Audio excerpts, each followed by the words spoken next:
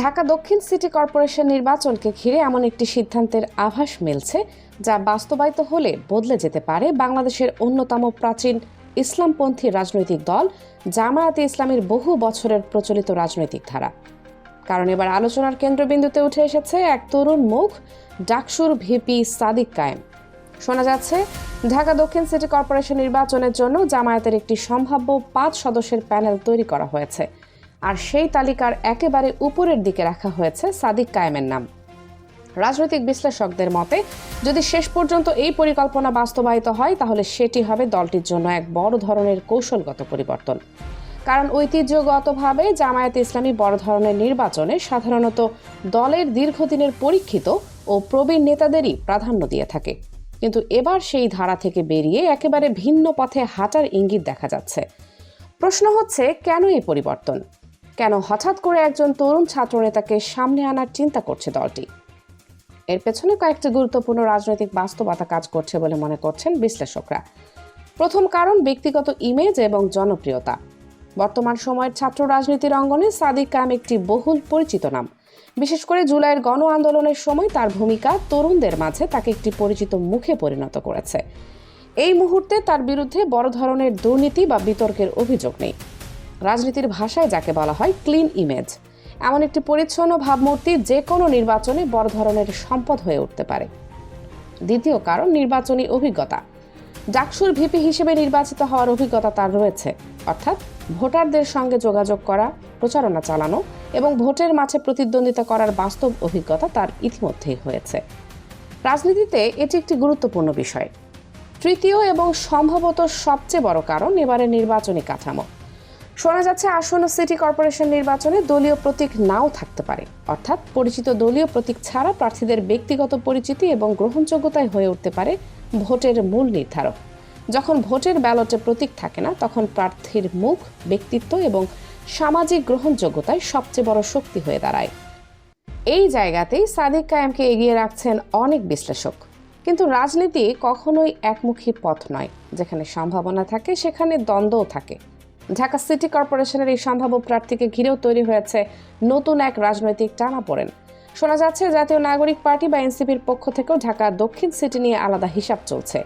এনসিপির একটি অংশ চাইছে তাদের ঘনিষ্ঠ একজন নেতাকে এই আসনে প্রার্থী করা হোক। এই আলোচনায় উঠে এসেছে সাবেক উপদেষ্টা আসিফ মাহমুদের নাম। রাজনৈতিক অঙ্গনে গুঞ্জন রয়েছে সমঝোতা রাজনীতির অংশ হিসেবে জামায়াতের উপর চাপ তৈরি করা হচ্ছে যেন তারা এই সিটটি ছেড়ে দেয়। কিন্তু এখানেই তৈরি হয়েছে নতুন সংকট। কারণ জামায়াত এবং ছাত্র শিবিরের অনেক তৃণমূল কর্মী এই সম্ভাবনায় সন্তুষ্ট নন। দলের ভেতরে অনেকে মনে করছেন ঢাকার মতো গুরুত্বপূর্ণ একটি সিট অন্য কারো হাতে তুলে দেওয়া রাজনৈতিকভাবে আত্মঘাতী হতে পারে। বিশেষ করে সামাজিক যোগাযোগ মাধ্যমে বেশ কয়েকজন নেতা ও কর্মী তাদের ক্ষোভ প্রকাশ করেছেন। তাদের বক্তব্য, রাজনীতিতে সমঝোতা দরকার, কিন্তু সেই সমঝোতা যদি দলের নিজস্ব শক্তিকে দুর্বল করে দেয় তাহলে সেটি দীর্ঘমেয়াদে ক্ষতিকর হয়ে উঠতে পারে। অনেকে আবার অতীতের কিছু অভিজ্ঞতার কথাও স্মরণ করিয়ে দিচ্ছেন। তাদের দাবি, ক্ষমতার কেন্দ্রগুলোতে অবস্থান নেওয়ার সময় কিছু সিদ্ধান্ত জামায়াত ও ছাত্র শিবিরের কর্মীদের জন্য অনুকূলে ছিল না, ফলে তৃণমূলের মধ্যে একটি আস্থাহীনতা তৈরি হয়েছে। এই আস্থাহীনতাই এখন রাজনৈতিক আলোচনার বড় বিষয় হয়ে উঠছে। রাজনীতিতে একটি বিষয় সবসময় গুরুত্বপূর্ণ, নিজস্ব শক্তি ধরে রাখা।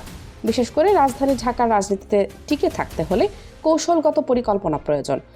রাজনৈতিক বিশ্লেষকদের মতে ঢাকার প্রবেশ পথ বা আশেপাশের গুরুত্বপূর্ণ আসনগুলো নিয়ন্ত্রণে রাখা যে কোনো দলের জন্য অত্যন্ত গুরুত্বপূর্ণ, কারণ এসব এলাকাতেই মূলত রাজধানীর রাজনৈতিক ভারসাম্য নির্ধারণ করে। কিন্তু অতীতের কিছু নির্বাচনী সমঝোতায় এই গুরুত্বপূর্ণ আসনগুলো অন্য দলের হাতে ছেড়ে দেওয়ার সিদ্ধান্ত নিয়েও এখন আলোচনা চলছে। সমালোচকদের মতে এমন সিদ্ধান্ত দীর্ঘমেয়াদে রাজধানী কেন্দ্রিক রাজনীতিতে প্রভাব ফেলতে পারে। আর এখানেই আবার উঠে আসছে তরুণ নেতৃত্বের প্রসঙ্গ। বাংলাদেশের সাম্প্রতিক রাজনীতিতে তরুণদের ভূমিকা ক্রমেই বাড়ছে। বিশেষ করে ছাত্র রাজনীতি থেকে উঠে আসা নেতাদের জনপ্রিয়তা অনেক সময় বড় রাজনৈতিক শক্তিতে রূপ নেয়। এই প্রেক্ষাপটে অনেকেই মনে করছেন তরুণ প্রজন্মের সঙ্গে সংযোগ ধরে রাখতে হলে নতুন নেতৃত্বকে সামনে আনা জরুরি।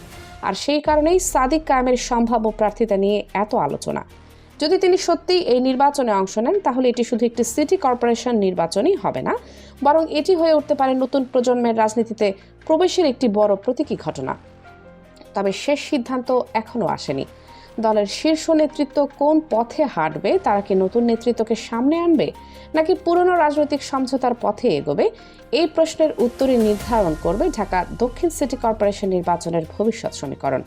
কারণ রাজনীতির বাস্তবতা হলো একটি সিদ্ধান্ত শুধু একটি নির্বাচন নয়, কখনো কখনো একটি পুরো প্রজন্মের রাজনৈতিক দিক নির্দেশনাও নির্ধারণ করে দেয়। এখন দেখার বিষয়, এই রাজনৈতিক সমীকরণের শেষ চালটি কি হয়। ঢাকা দক্ষিণের ময়দানে কি সত্যিই নতুন কোনো মুখ দেখা যাবে নাকি পুরনো সমঝোতার রাজনীতি আবারও প্রাধান্য পাবে? আপনার মতে কোন সিদ্ধান্তটি সবচেয়ে যৌক্তিক হতে পারে? মন্তব্য করে আপনার মতামত জানাতে পারেন। আর এমন বিশ্লেষণধর্মী রাজনৈতিক ডকুমেন্টারি দেখতে চাইলে চ্যানেলটি সাবস্ক্রাইব করে পাশে থাকা বেল আইকনটি অন করে রাখুন।